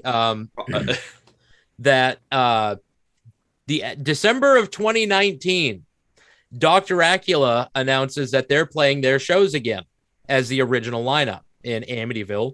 And Brandon Casper was not in the band at this time. Caleb and Brandon hadn't started dating yet. So the four of us, I took Brandon and Caleb and myself. The show was Saturday night in Amityville. So we decide, okay, Dalton has a ticket. So we're going to leave Friday night and we're going to stay the night in Boston because Dalton's flying into Boston. We're going to pick him up and we're going to go to the Dr. Acula show as us just going to the show. and meet them and hang out and have a good time. So You're gonna dress up as like Teletubbies or something? Yeah, that'd be weird. Yeah. So I have Brandon and Caleb in a truck, a Ford F-150. We have to drive from Maine all the way down to Boston, and we get no reservations anywhere, no planning on anything. Nice. We find a Hilton like across the street from fucking Logan Airport, and we go in, and we'd all eaten the whole way down there. We stopped at like every rest stop. We're like, well, we got to go find the food because we're at a hotel. So we go out and we order a pizza. And Brandon at the time is doing this like meatless diet. He's always trying something new. He's so fucking cute. I can't. Anyway, so we wanted a half cheese, half pepperoni pizza. And sounds horrible. The waiter just kept coming over and saying thank you as many times as he could. Like you literally could look at this guy and go, "You are a piece of shit," and he would go, "I certainly am. Thank you." So I made it a point to say thank you as many times as possible back to him and break the record. He fucking comes back. Like it took 45 minutes for this pizza. So we're expecting this masterpiece. He brings out a frozen fucking Tombstone pizza that they had like picked half the pepperonis off. So I'm like, could literally see the circles in the cheese. No shit. yeah. What the fuck? So he comes back to ask, you know, like every waiter or waitress does, like, how is everything? And I'm like, thank you. This is the best pizza I have ever had. Thank you. I cannot thank you enough for this pizza. Thank you. Because I'm trying to say thank you as many times as possible. Meanwhile, there's 3 cigarettes being put out inside the pizza when there's only been 3 pieces taken out. And I can confirm that the pizza grease is not fun to smoke because I decided to take one back out and have a cigarette. I came back in like 14 seconds later and I'm like, that is the worst thing I've ever done to myself. But so after we eat, Brandon and I are going to the room and he sees that we are directly beside like the recreation area. There's like the workout room, the pool. We go into the workout room and Brandon grabs a hold of the fucking bar and starts doing these chin-ups. Meanwhile, I've just fucking drove the 4 hours down to Boston and eaten nothing but fast food and apparently Tombstone cigarette pizza. So I pick up a 15-pound weight and I unleash hell out of my ass. So loud and so long. I just casually set the weight back down as lightly as I could. And I turned and looked at Brandon and I go, we got to go. I just shit myself. So, yeah, we get back to the room. And I had just gotten over a cold for all of this. Like, I was fighting it off so hard because I did not want to miss this Doc Dracula thing, right? So we finally, like, Brandon loves the Celtics, and Caleb's wearing a Celtics shirt right now. I only watch hockey. That's all I care about. So we're in Boston. So, like, the Celtics are on every fucking channel. Like, Cartoon Network has the Celtics playing in Boston and shit. So they go to bed, fall asleep to that, and I'm like, I can't fucking sleep. It's like 2:00 in the morning. So I flip through to MTV2, which is the only network in Boston that doesn't play the Celtics when they're on. And it's Ridiculousness with Rob Dyrdek. Okay. So okay. I I swear to God, I did not touch the fucking volume, but they will not leave this alone because I finally pass out. I wake up. Brandon's in the shower. Caleb is just sitting on the bed fucking staring at me. And I'm looking around and I'm like, what the hell? So I get up and I'm like, I find fucking those foam earplugs on the floor. And I'm like, where the fuck did these earplugs come from? And I Caleb left the room at 2 a.m. Yeah, Caleb goes, oh, you want to know where those earplugs came from, do you? I've never heard this story. I had my tonsils and adenoids taken out when I was younger, so I usually don't snore, but if I can't breathe through my nose, it's bad. Like, I will wake up the entire Hilton hotel with snoring. So Caleb goes, you want to know where those earplugs came from, huh? Brandon stops his shower once he realizes I'm fucking awake and comes out. And he's like, 2:00 in the fucking morning, I wake up to Rob Dyrdek screaming in my fucking face, and you are snoring so fucking loud. He goes, I tried to sleep in the bathtub, but the light was fucking motion activated. So every time I moved, the light would come on. I went out and I had to ask for earplugs at the front desk. He's like, because I'm not waking you up. You paid for the room. You're going to tell me to get the hell out. So he's like, it took them 20 minutes to find these earplugs. They must have gone to the boiler room and found. I had to find them in the boiler room in a fucking desk. Yeah, at the Hilton. Thank you, and then fucked off to my room. To a dinosaur. Brandon comes out of the bathroom, just looks at me and goes, "Have you ever been tested for sleep apnea?" And I'm like, "What the fuck?" Everybody's like mad at me, and I'm like, "I slept fucking great. It's 7 a.m. I got 4 hours of awesome sleep." Meanwhile, they were cuddling in the other bed because they gave me my own.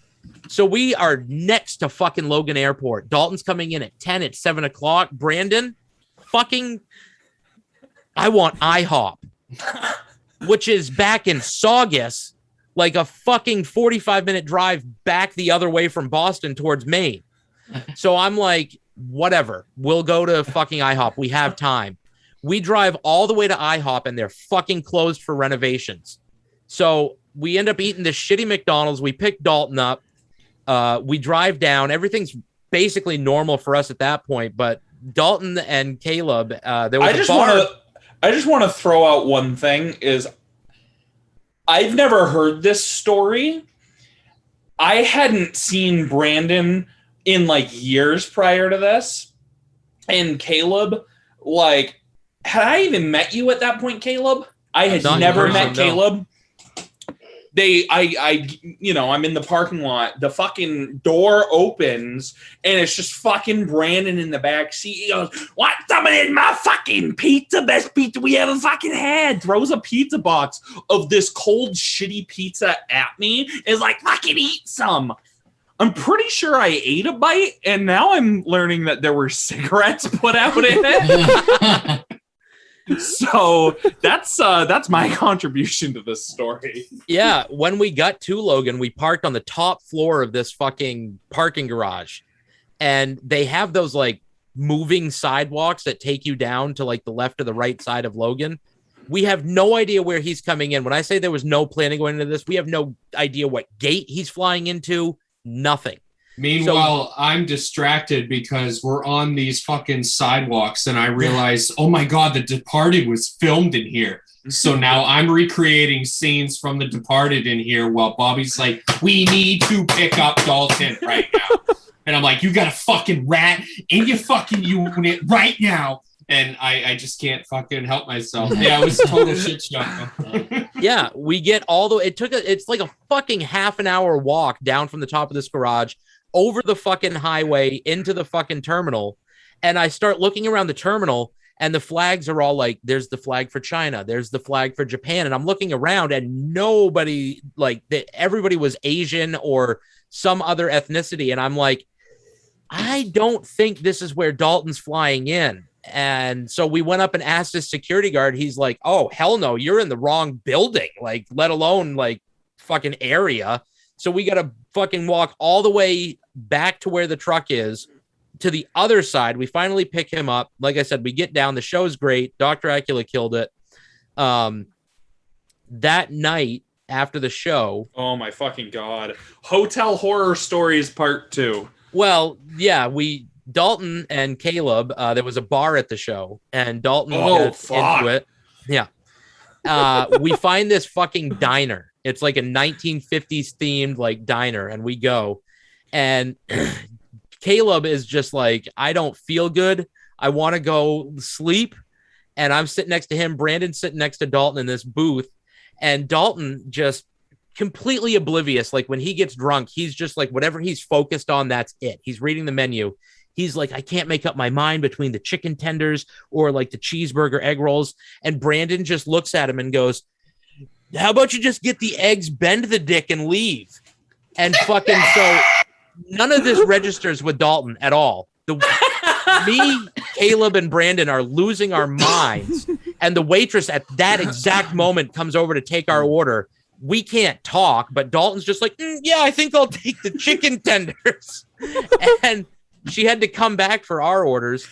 So we finally eat, we leave, we go to the Pretty sure I was still drunk as fuck from the show. Yeah. Like. We have no place to stay. It's like 2:00 in the morning, Long Island, Amityville, New York. we friggin' I find this motel, so I pull in, and we go in, and it was like, I mean, the Devil's Rejects motel scene was like put together better than this goddamn place. He gave Dalton and I a room, and Brandon and Caleb a room. When Dalton and I got to our room, it's like somebody had built space heaters for the fucking floor. The room was about 8,000 degrees, and it's December 7th on Long Island, New York. It was so hot in that room, though, we had to open the door and the window to air it out. There's fucking porn on the TV you don't even have to pay for. But free, it's black and white, no audio. It's in black and white, and it's the dude from the fucking Matrix. Wait, what? It was the dude from the Matrix banging out some chick on some fucking maple wooden swing. Yeah. And she's just stoked that she's in the Matrix. It's fucking awesome. And the dude looked like Neo from the Matrix. Like he had the glasses on, like He had the you saw a fucking duster coat. in the back. I mean, yeah, it was great.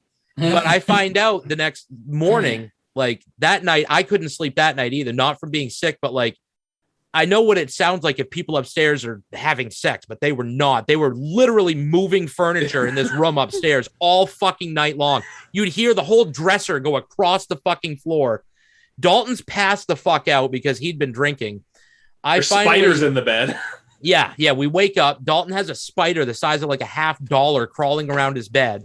God. Brandon and Caleb come down and they're like, they fucking left the windows open. The room was like negative 7,000 degrees. And I'm like, we definitely had the opposite problem. It was like this pissy cop motel. And I would stay there every night of my life just to do that again. It was so good. That's accurate. Then we basically came back to Boston. Dalton wanted seafood because he's used to living in Maine. He'd moved out to Michigan. We fucking go to Modern Bakery in Boston. And that's where the cannoli story came in from the Serling podcast, where Brandon realized that cannolis are very different from chicken tenders, and he doesn't like cannolis. They suck, he says. Yeah, the four of us after, we go to the Oyster House. It's like the oldest restaurant in Boston that's still operating to this day. And everybody that goes there, the meals are like $100 a plate, and everybody's got suits and ties on. And we walk in like fucking us, like, and they seat us upstairs in the back fucking corner away from eyesight of everyone else. We're in the attic from where fucking Paul Revere fucking like jacked off. Yeah, literally. exactly. Yeah. So like Nick Cage was eyeing our food. Like, I'm gonna just steal. Yeah. But yeah, then Dalton made it back home, and the rest of us drove home. And what a After hell of I a weekend! spent about $300 on seafood, that was the worst fucking seafood I've ever had in my whole life. It was bad. It was His real lobster was stuck to the shell. It was way overcooked. Yeah. Terrible. Oh shit, guys, that was awesome. New Brandon. Now that you know a little bit more about the guys, you still excited to be part of the band? Yeah, fuck yeah, man. Absolutely. I mean, they're all older now. Like, they all got kids and shit, so things are a little different, but no. These are gross. No, we're good. Yeah, I'm stoked, man. I'm super excited to get started. So to take us back to the EP, you guys don't have physicals yet, but you said you're working on them sometime in November, hopefully. You do have a Teespring, though. It's got all kinds of stuff. You got shirts, hoodies, masks, wall flags, sweatpants, stickers, tote bags, and fanny packs. Just merching it out. I like it. I like it. And there'll be a link. Shout out to whoever just bought those jogger pants. We can't see who buys it, but I saw somebody bought those jogger pants. Fucking whoever you are, DM me because I want to give you a fucking virtual high five. Hell yeah, man. Get a picture of that shit too. Yeah. What's your favorite piece of merch right now in the Teespring store? The one that's still active, the Galaxy fanny pack. That is pretty sick. Because that logo on that one and the tie-dye face mask are all hand-drawn logos from Robbie from Heavy Heavy Lolo that he did for us. Yeah, it looks sick. It looks sick. Yeah. Is Perberus still up? No, I took Perberus down. We had this shirt that literally, I'm pretty sure only my dad bought, but it was fucking great. It was a 3-headed cat, and it was like like this crazy color sort of scheme thing, and it just had our logo on it, and we referred to it as Cerberus, like Cerberus, but like cat. I fur. gotcha. Yeah. I saw the pic of it on y'all's Facebook page actually. And it's It was fucking great. gone. I'm sad. I mean, it can go back up. Anything that gets taken off there isn't gone permanently. So real quickly, I want y'all to like plug your stuff. I know that y'all are involved in Caleb and Brandon are involved in Serling. We've got Dalton, Bobby, and I believe Caleb as well are involved in the Sharks Megabyte. I know there's a bunch of other stuff going on. Nope, that's not it. Okay, Dalton's not you tell allowed me. to be. Dalton's not allowed to be in the Sharks Megabyte anymore. Yep. He got kicked out of that band. He's a horrible human being. Yep. Yep. Well, why don't y'all go ahead and plug all your stuff? Yeah. All right. So I also do the Sharks Megabyte, which we work with Big Money Cyber Grind with Brandon and Caleb for drums and guitar and everything else fucking weird. And I do all the synth work and the vocals for that.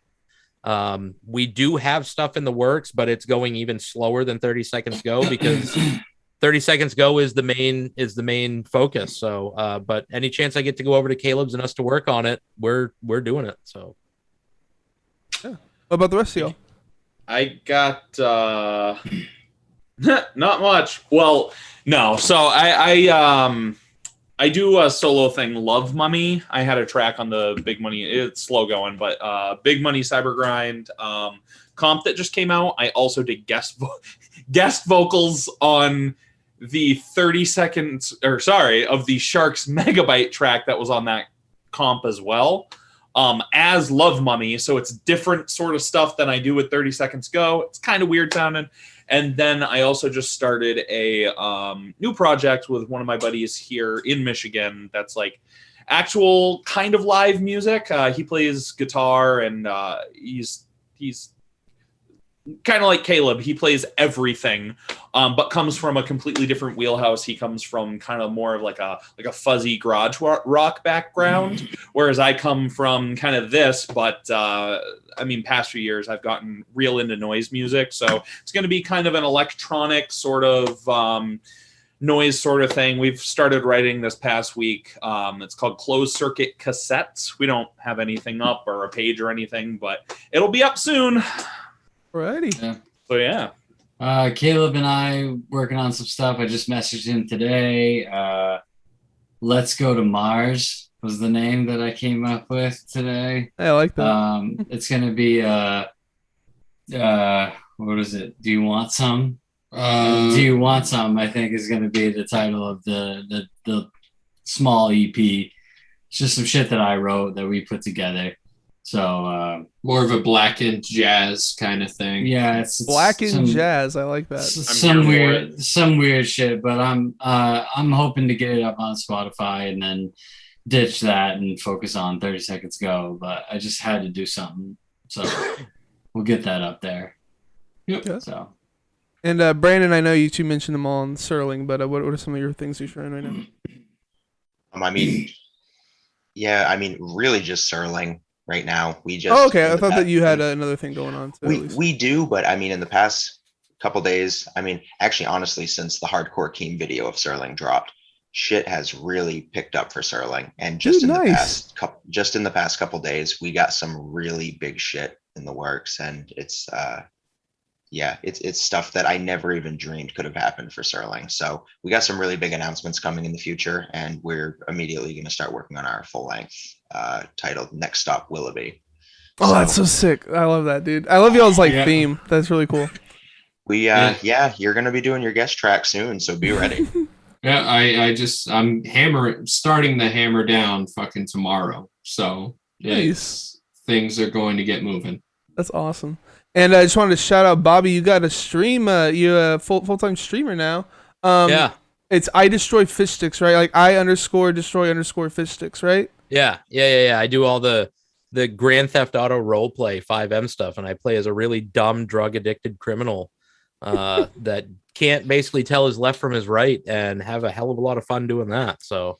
Hell yeah, man! Is that no pixel stuff, or is that like a different? It's not on no pixel, but it's the same concept. It's just I'm on a different server. No Pixel is great, but I don't want to pay $200 just to apply to play. You have to pay to play on that? What the fuck? What? Yeah, No Pixel is no joke, man. It's like the application to join costs money and stuff. So it's just people that I've met along the way. They made their own server, and I play on that with a whole group of people, and it's fucking hilarious. Like, I die laughing. Like, I have the handles on everything else I've made, like Facebook and everything, are just I destroy fish sticks without any underscores. But have a lot of fun doing that every night. I do it every night at 8:15 Eastern. I stream on Tier. So hell yeah, man. Well, all that stuff will be down in the description. Hell yeah. But yeah, that's about all I had to talk about. One last thing, just real quickly. What's your album of the year? Let's go around real quickly. And nobody was prepared. That's cool. Well, I was trying. Let me look at my Spotify real quick. Oh yeah. Yeah, it's weird because like I think it's gonna be weird hearing what everyone says. Mine is so far is it just came out like 2 weeks ago, maybe a week ago. Veins Feel Strange by Psychic Graveyard. I've heard that name before. I don't think I've checked that release out though. If you're familiar with like Erebon Radar, the Chinese Stars, or any of them, Eric Paul, it's a couple of his projects. Doomsday Student, it's his newest project. It's a lot more. It's kind of like electronic noise rock sort of stuff. So, okay. I don't listen to a lot of new music. That's the problem. Like everywhere I go, I have a 7-year-old daughter that wants to listen to Casey and the Sunshine Band. You gotta start getting them into metal, man. I try, like, for a while, I could put some things on and she'd be like, oh, that's Daughters or something like that. But like, I don't know. Raising them right. I like it. Yeah. I've seen it. As far as like new stuff, I mean, I'm trying to think of who like I even listened to lately that would be like within this year that's put something out. I mean, I know like, not to be cliche or anything, but that new Under the Piers single is so good. Like, that album drops on Friday, actually. Yeah, so I mean, that's definitely got to be a contender. I mean, that single alone is like fire. Oh, so what about Bone Cutter? Okay. I mean, yeah, definitely Bone Cutter. Yeah. And I mean, just supporting like the people that we work with and stuff. I know West Cliffs has amazing stuff coming out because it's like synthwave, but Sean Richmond and Garen, the drummer, are on it. It's their project, so you get like insane drumming on synthwave and Sean screaming over his wife singing, and their stuff is fucking killer as well. So, but I mean, honestly, like, you can catch me rolling in my friggin' minivan with my kids just bumping like Billy Squire all the fucking time. So as far as new stuff, I've been so behind that it's, I mean, your stuff, I obviously check out your stuff and fucking love all of it. Dude, quick side note, Mantis, if you listen to Mantis, there's like right after the part that I do the talking, you hear like the random piano notes. Mm-hmm. Literally, Caleb said to me, we need to do that piano thing that Chris does. That's awesome. So like, for proof that we listen to your shit. Yeah. So, I mean, other than that, yeah, I'm really excited for like also Hopscotch Battle Scars new stuff too. Oh hell yeah, man! I've been following them a bit too. Yeah. So that's gonna be my answer for that, for sure. New Brandon, you got an album of the year? I mean, these guys kind of put me on to Mouth Breather's new shit. That was okay. That is a fucking dope one. Fuck. Yeah, that's a really awesome, groovy fucking. I Leave to me is a masterpiece song. Just that groove all together with that. It's got to be a tappy riff, but it's so good. Yeah. Okay. Well, Caleb and Brandon, I know y'all said it on Sterling. I'm sure it hasn't really changed, but just what was your album? Still on that Fondlands. I'm still on that Fondlands new release. Yeah. Holy sweet shit! The hard one to get off of. Holy god! That's good too.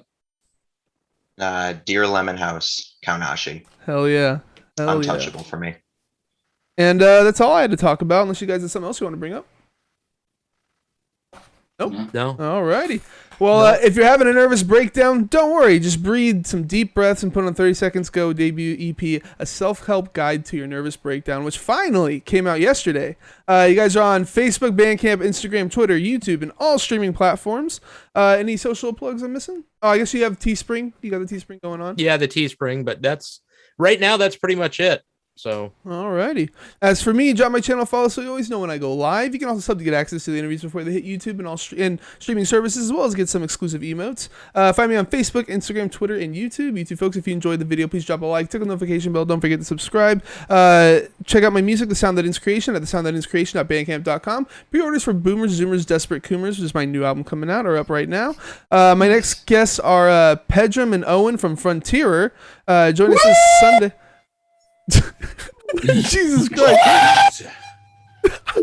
I like how it cut. Yeah, it just cuts. That's a fucking show right there. That's way better than this shit. Oh, 100%. Holy 100%. fuck. Dude, I love your screams just cut off like right in the middle of each I side. It don't was give so a good. fuck. That band is the shit. Holy yeah. shit. Good for you, buddy. That's fucking ripping. Hell yeah. So join us this Sunday the 3rd at 12 p.m. Central for the live cast. Thanks for being here, guys. Hope you had a good time. Yeah, absolutely. Thank you so much.